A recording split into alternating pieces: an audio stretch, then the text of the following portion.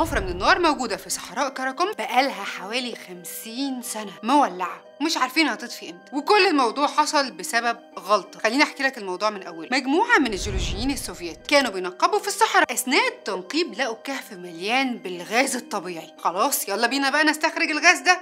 جابوا المعدات وابتدوا ان هم يشتغلوا، لكن للاسف المعدات كانت تقيله قوي على سقف الكهف، فانهار سقف الكهف. الغاز الطبيعي ابتدى ان هو يهرب في كل مكان وطلع للغلاف الجوي بتاعنا. وخليني اقول لك ان الغاز الطبيعي غاز سام، لو تم استنشاقه بكميات كبيره بيسبب الاختناق والموت. فواحد من الجيولوجيين اقترح اقتراح: هو احنا ليه ما نولعش في الحفره دي وتقعد مولعه لحد ما كل الغاز الطبيعي اللي موجود يخلص؟ وبكده هم ما عملوش مشكله، ولا من شاف ولا من دري ولا حد هيعرف اي حاجه عن الموضوع. بس للاسف الجيولوجيين دول ما كانوش يعرفوا كميه الغاز الطبيعي اللي كانت موجوده في الحفره، ولا حتى يعرفوا الحقل ده متصل بكهوف تانية برضو مليانه بغاز الميثان اللي هو الغاز الطبيعي يعني ولا لا. ولحد النهارده الحفره مولعه. كان في كلام ان هي على 2010 هيتصرفوا فيها، بس ما حصلش اي حاجه، وتحولت الحفره لمزار سياحي بيجيله ناس من جميع انحاء العالم بسبب غلطه.